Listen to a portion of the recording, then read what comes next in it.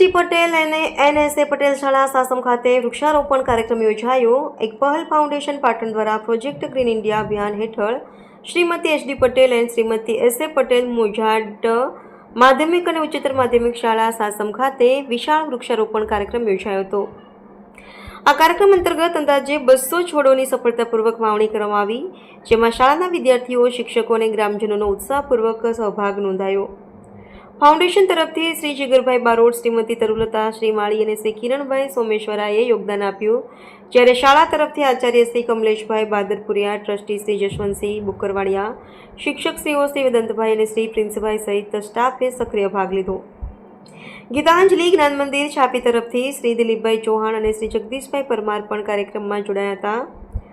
છોડોની ઉપલબ્ધિ અને માર્ગદર્શન માટે રૂપાલ સરકારી નર્સરીના ફોરેસ્ટર શ્રી રમેશભાઈ ચૌધરીને ખાસ આભાર વ્યક્ત કરાયો હતો.